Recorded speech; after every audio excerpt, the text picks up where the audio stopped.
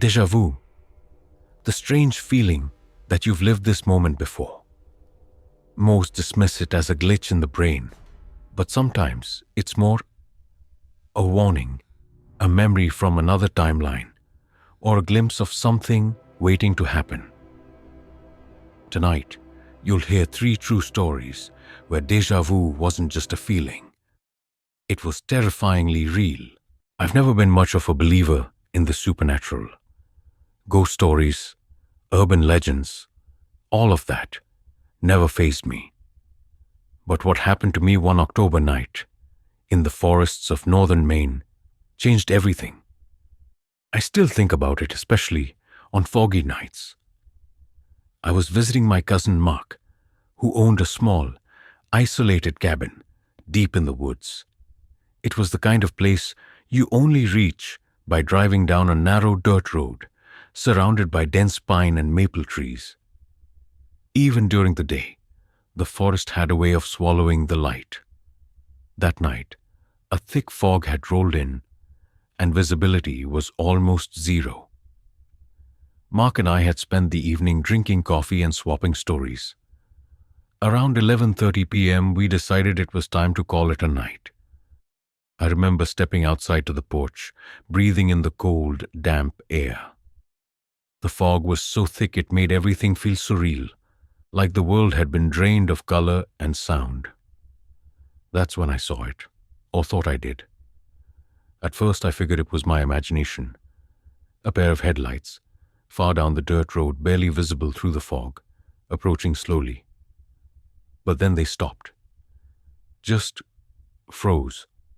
My first instinct was to wave, to signal the driver, but something in my gut told me to stay put. The fog seemed to thicken, moving unnaturally, curling around the trees like it had a mind of its own. The headlights flickered once, then went out entirely. I couldn't hear the engine anymore. My heart began to beat faster. "Mark," I whispered, but he didn't hear me. He was inside the cabin, tinkering with a small generator. I took a step forward toward the road, and the air felt heavier, almost electrically charged. Then I saw it, something moving between the trees. Not fast, not like an animal, but deliberate, purposeful. I froze. It wasn't human, at least not entirely. It was tall, unnaturally thin, and seemed to shimmer in the fog. Its movements were jerky but deliberate, like a marionette being pulled by invisible strings. I wanted to run, but my legs refused. My mind was screaming at me to go back inside, to lock the door, to hide. Then, almost as quickly as it appeared, it was gone.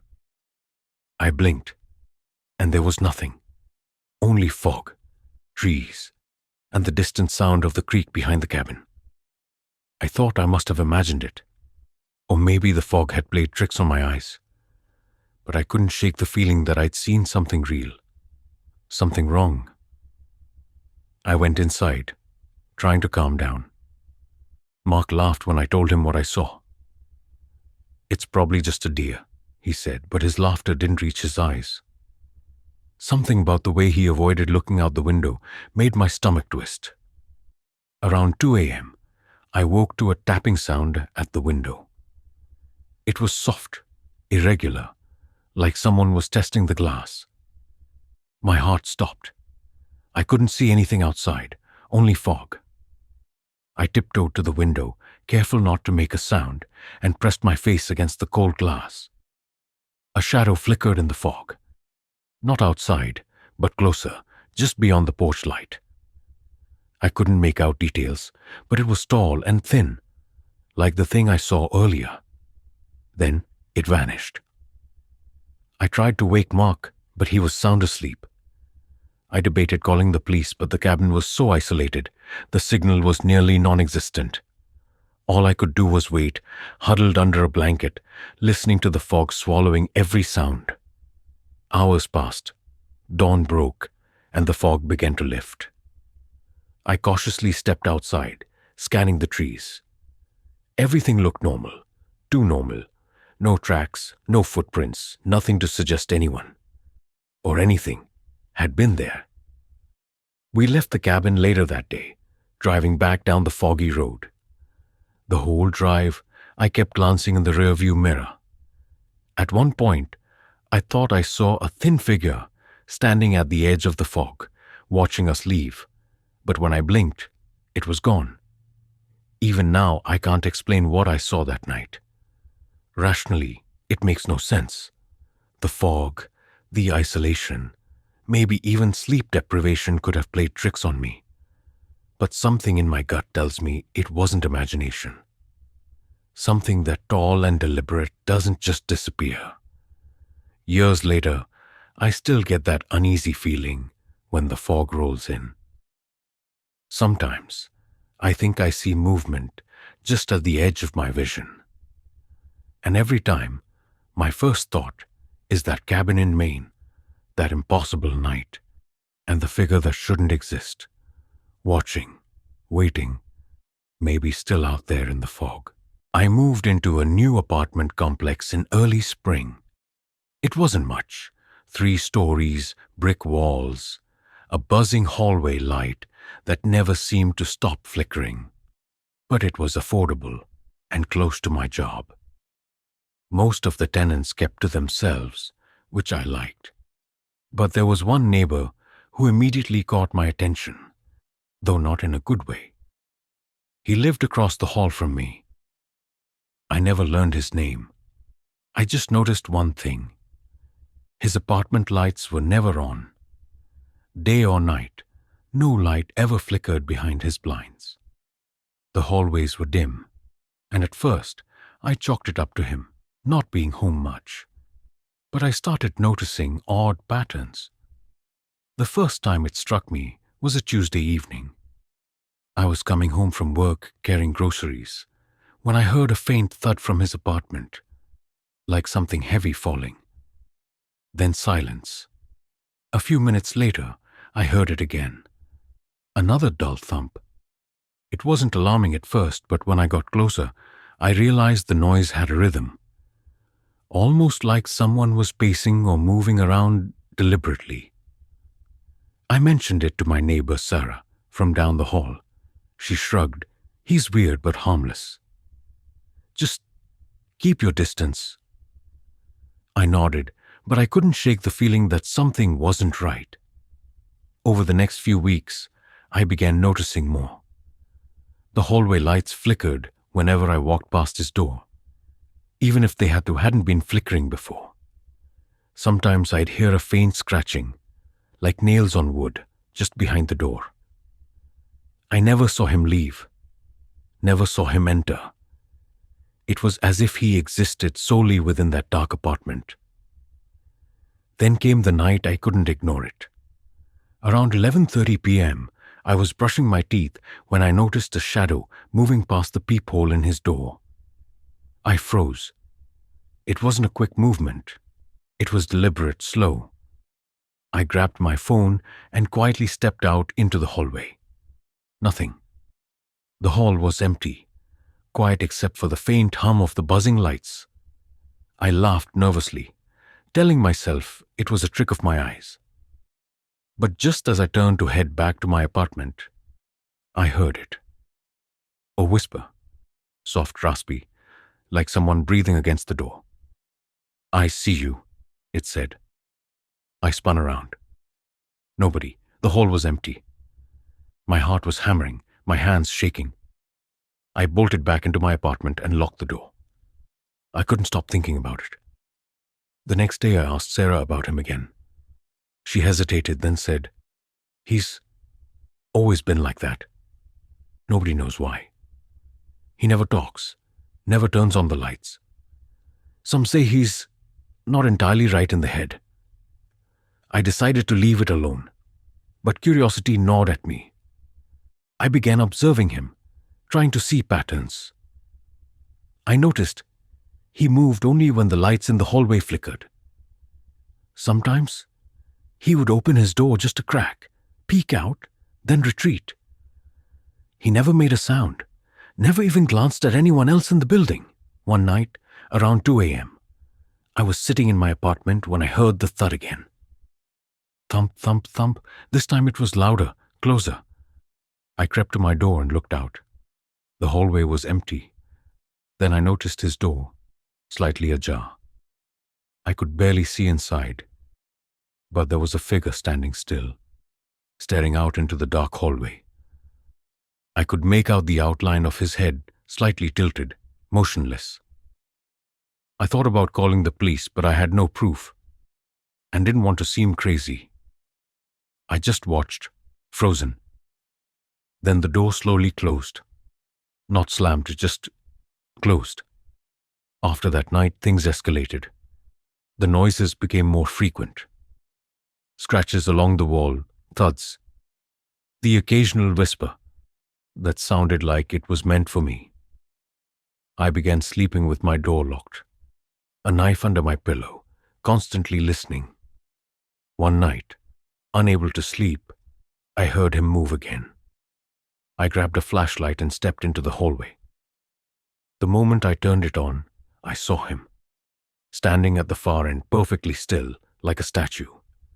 I froze. He didn't move, didn't blink, just stared. I remember thinking, this isn't real. But my mind told me otherwise. The air around him felt heavier, charged, like static electricity crawling across my skin. I could barely breathe. Then, slowly, deliberately, he turned toward me. His movements were unnatural, jerky, like he wasn't entirely human. I stumbled backward, heart racing, and slammed my door shut, locking it. The next morning I tried to rationalize it. Sleep deprivation, stress, maybe even some kind of mental breakdown. But then I heard from another neighbor. She'd seen him too. The building had cameras in the lobby. She'd reviewed the footage from the night I saw him, and what they caught was impossible. The camera showed my neighbor opening his door, stepping into the hallway. But there was no light in the hallway, and the footage showed him standing there for hours, motionless. Then suddenly, he vanished. The door was closed. When the camera zoomed in, nobody entered, nobody left. The timestamp confirmed it had been at the exact moment I saw him. I didn't stay much longer. I moved out within a week, but even now, I think about him.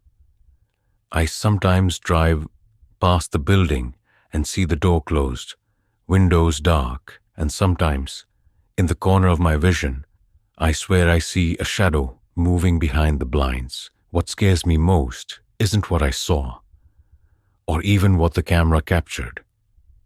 It's that I can still feel it watching me, even years later, like it never left, like it's waiting.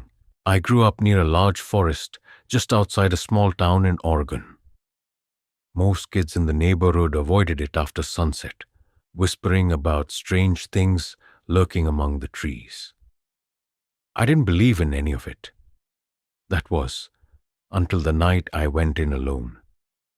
It was late August, just past midnight. I was restless, couldn't sleep, and felt the strange urge to walk. Something pulled me toward the woods, a mix of curiosity and unease. I grabbed a flashlight and slipped out the back door, making my way to the trailhead. The forest loomed ahead, dark and dense, the trees like silent sentinels. At first, everything seemed normal. Crickets chirping, leaves rustling under my feet. But after a few minutes, I noticed the air was unusually still. The usual night sounds were gone. Only my own footsteps echoed through the trees. Then I heard it, a soft whisper, almost imperceptible, carried on the wind. I froze. "Hello?" I called, trying to sound casual. Nothing. The whisper came again, closer this time, almost as if it was circling me. I spun around with the flashlight, scanning the darkness. There was nothing. I tried to convince myself it was the wind, but then I heard a second whisper, distinct from the first, almost human, almost urgent. "Don't go further." My heart started pounding. I wanted to turn back, but some irrational part of me felt compelled to keep moving. As I went deeper into the woods, the path narrowed, and the trees seemed to close in around me. The flashlight beam flickered once, twice. Shadows twisted in ways that didn't make sense. I swear I saw figures moving just beyond the light, but when I aimed directly at them, nothing was there. Then came the smell. Earthy, damp, but with something metallic underneath. Blood? I didn't want to think about it, but my instinct screamed to leave. I began jogging, trying to find the main trail again, but the forest seemed endless, unfamiliar. That's when I saw the cabin. It wasn't supposed to be there. I had walked this trail hundreds of times as a kid. There was no cabin. Yet there it was, small, wooden, with peeling paint and a rusted tin roof. Smoke curled from the chimney, but the forest was dead quiet. No wind, no animals, nothing but the soft crackling from inside the cabin. Against my better judgment, I approached. The door was slightly open, just enough to slip a hand inside. I could see faint movement, a shadow pacing near a fireplace. Then I heard the whisper again, unmistakable this time. "Leave now." I froze, flashlight trembling in my hand. I wanted to run, but curiosity rooted me in place. Slowly, I pushed the door open further. Inside, the cabin was empty. No furniture, no fireplace. Just an old wooden floor and peeling walls, but the shadow. I had seen something, or thought I had.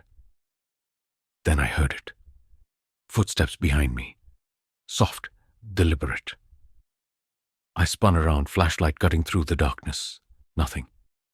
Only the forest outside, silent and foreboding. Panic surged.